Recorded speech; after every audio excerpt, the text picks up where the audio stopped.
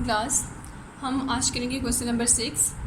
Question number 5 हम लोग ने उस दिन किया था। क्वेश्चन नंबर 5 में आपने देखा था हम लोग ने नया मेथड जो है वो किया था, which is about the depreciation reducing balance method. आज हम नेक्स्ट मेथड करेंगे। इसमें भी रेट ऑफ जो आपका मेथड है डेप्रिसिएशन का वो यही है, reducing balance method, diminishing balance method या रिड्यूसिंग बैलेंस मेथड, एक ही मेथड्स के दो नाम हैं।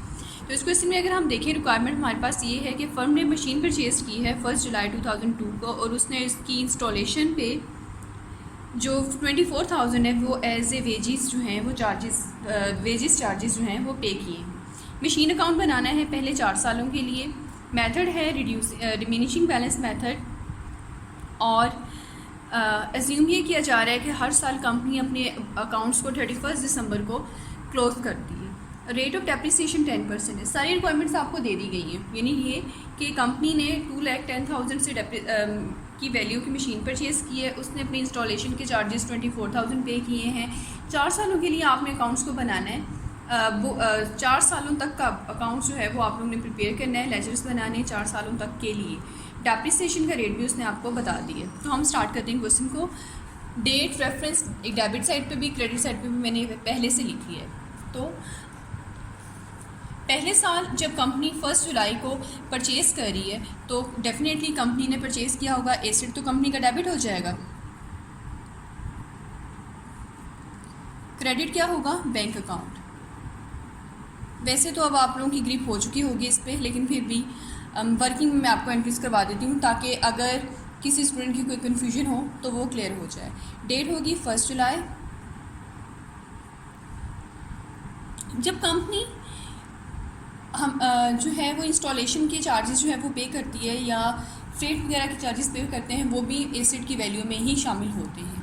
उसकी एंट्री भी सेम होगी, machine account to bank account 24,000,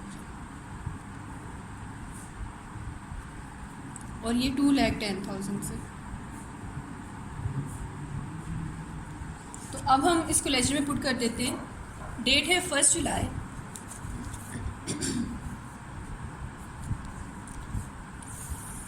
first July 2002। Bank account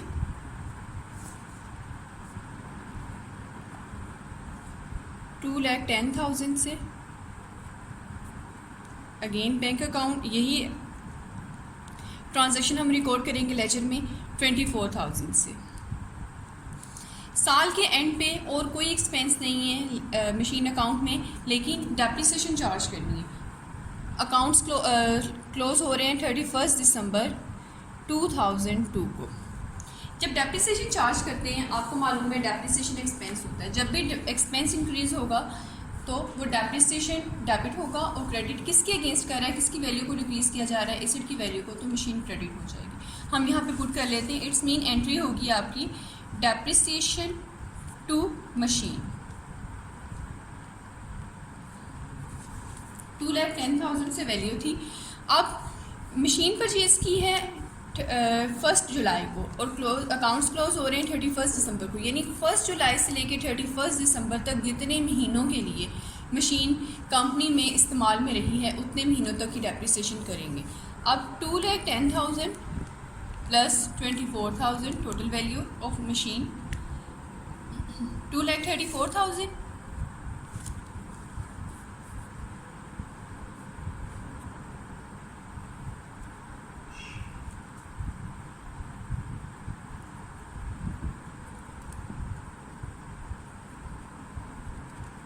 इस पर आप डेप्रिसिएशन चार्ज करेंगे 10% डिवाइड बाय 100। ये रेट है 6 मंथ्स के लिए, 1 जुलाई से लेके दिसंबर तक। जुलाई, अगस्त, सितंबर, अक्टूबर, नवंबर एंड दिसंबर, 6 मंथ्स बन रहे हैं। 6 से आप मल्टीप्लाई करोगे, डिवाइड करोगे आप total months of the year, तो आपके पास वैल्यू ऑफ डेप्रिसिएशन आएगी 11,700। 11,700 हम यहाँ पे पुट कर देंगे डेप्रिसिएशन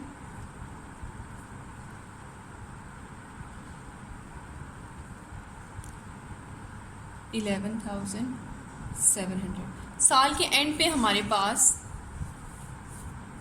बैलेंस भी होगा, बैलेंस कैरी डाउन, जब आप टोटल 2,34,000 में से आप माइनस करेंगी 11,700, आपके पास वैल्यू आएगी 2,22,300। पहला साल आपका क्लोज हो गया। दूसरा साल 31 दिसंबर 2002 था क्लोजिंग। अब अगले साल के लिए 1 जनवरी 2003 आपका ओपनिंग होगा। बैलेंस कैरी डाउन अगले साल के लिए बैलेंस ब्रोट डाउन होगा 2,22,300। अब आपने इस पे डेप्रिसिएशन चार्ज करनी है। ओके, तो इस पे अब आप 1 जुलाई को हमारा साल स्टार्ट हुआ था, एंड हो रहा है 31 दिसंबर 2003 को। पूरे साल के लिए तो हमें 6/12 या जितने मंथ्स को लेने की ज़रूरत नहीं है, हम सिर्फ रेट लेंगे इंटू 10 डिवाइड बाई 100। डेप्रिसिएशन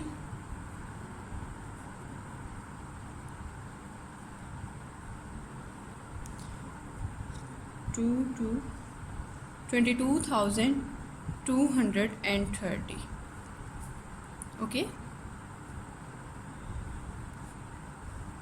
हम अकाउंट्स को क्लोज करेंगे।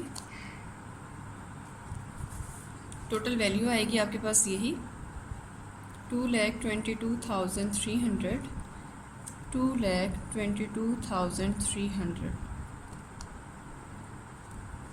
अब हमने बैलेंस कैलकुलेट करना है, बैलेंस कैरी डाउन अपना कैलकुलेट करना है।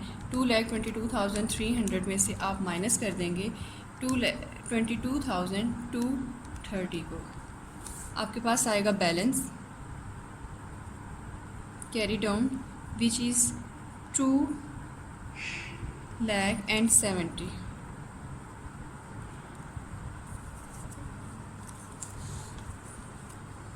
ये हमारा दूसरा साल भी कंप्लीट हो गया। अब हमारा तीसरा साल शुरू होगा, और तीसरा साल हमारा शुरू होगा 1 जनवरी 2004 से।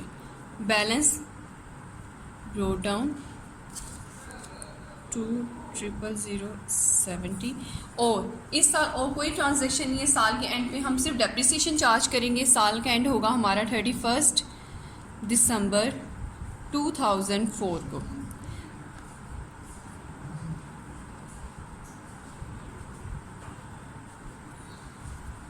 आप इसी पे डेप्रिसिएशन कैलकुलेट करेंगे, क्योंकि रिड्यूसिंग बैलेंस मेथड है, तो जो बैलेंस बुक वैल्यू होती है हम उस पे ही कैलकुलेट करते हैं। बुक वैल्यूज़ हमारी ये थी पहले साल में, तो टोटल हमारे पास वैल्यू थी। दूसरे साल के लिए 2,22,300 थी, तीसरे साल के लिए 2,70,000। बुक वैल्यू भी ही कैलकुलेट करेंगे, तो बुक वैल्यू हमारी ये है, इस पर हम रेट अपना कैलकुलेट कर लेंगे। तो ये आएगा 20,007।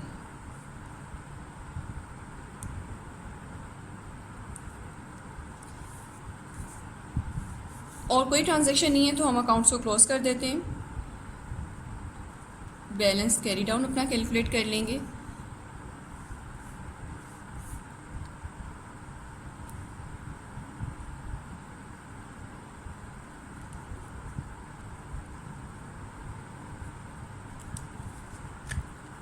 जब आप बुक वैल्यू टोटल बैलेंस में से 2,070 में से आप माइनस करोगे 2,007, तो आपके पास वैल्यू आएगी 18,0063।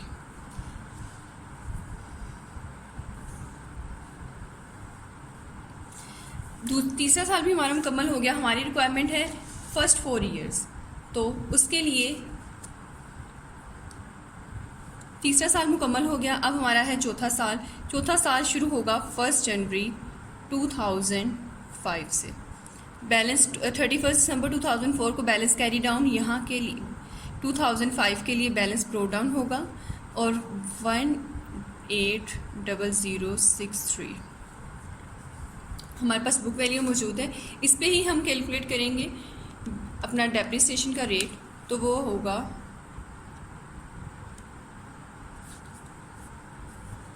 31 दिसंबर 2005 को जो डेप्रिसिएशन चार्ज करोगे आप,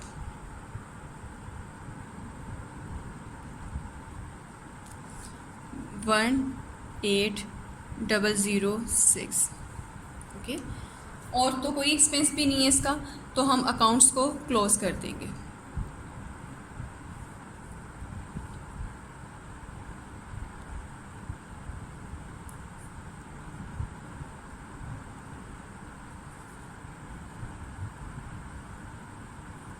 बैलेंस अपना कैलकुलेट करेंगे। चौथे साल के आखिर में हम कंपनी के पास जो मशीन मौजूद है उसकी वैल्यू क्या है, 180063 minus depreciation was 18006, 1,62,057 rupees balance carry down, 162057। It's mean company का जो बैलेंस, कंपनी के पास जो वैल्यू ऑफ मशीन है, value of machine eight 31st December 2005 is ₹1,62,057 rupees. Okay, question हमारा कंप्लीट हो गया। मैं आपको फिर से रिपीट कर देती हूँ। कंपनी को जो गिवन डाटा था उसके मुताबिक कंपनी ने 1 जुलाई को मशीन परचेज़ की थी, अपने इंस्टॉलेशन के चार्जेस भी उन्होंने पे किए थे, और डेप्रिसिएशन का रेट आपको गिवन था विच वॉज 10%, वो हमने कैलकुलेट कर लिया। अगले साल के लिए क्योंकि यहाँ पे first mid of the year में जाके मशीन को परचेज़ किया गया था, तो सिर्फ डेप्रिसिएशन जो है वो 6 मंथ्स की कैलकुलेट करेंगे। हमने 6/12 किया, हमारे पास डेप्रिसिएशन आ गई। नेक्स्ट दूसरा साल शुरू हो गया, 31 दिसंबर 2002 क्लोजिंग ईयर था, पहला साल। अगला साल 1 जनवरी 2003 है। अगले साल में बुक जो मशीन है वो 2,22,300 से की बुक वैल्यू से मौजूद है। इस पर हम डेप्रिसिएशन कैलकुलेट करेंगे, 10% हमने रेट अप्लाई किया, तो तीसरे साल के लिए हमारे पास बुक वैल्यू आई 2,70 रुपीज़। इस पर हम डेप्रिसिएशन चार्ज करेंगे, तो हमें पता चला कि तीसरे साल के आखिर में जो कंपनी के पास मशीन मौजूद है वो 1,80,063 वैल्यू के साथ मौजूद है। चौथे साल के आखिर में जब हमने डेप्रिसिएशन को चार्ज किया तो हमें ये पता चला कि कंपनी के पास चौथे साल के आखिर में मशीन की वैल्यू जो मौजूद है वो 1,62,057 है।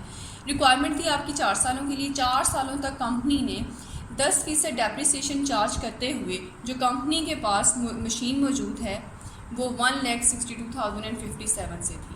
यानी कंपनी ने मशीन परचेज़ की थी 2,34,000 से, जिसमें कि इंस्टॉलेशन के चार्जेस भी शामिल हैं, और 4 साल तक इस्तेमाल करने के बाद जो उसकी वैल्यू में डिक्रीज़ आया है, उसके बाद कंपनी की जो मशीन है वो 1,62,057 से मौजूद है। क्वेश्चन हो गया आपका कंप्लीट। आपने इसकी प्रैक्टिस करनी है। प्रैक्टिस करने के बाद जितनी आप प्रैक्टिस करेंगे उतना दोनों क्वेश्चंस में, दोनों मेथड्स में आपको फ़र्क तो महसूस हो गया होगा, इसमें और फिक्स इंस्टॉलमेंट मेथड में। तो आज के लिए इतना ही काफ़ी है। अल्लाह।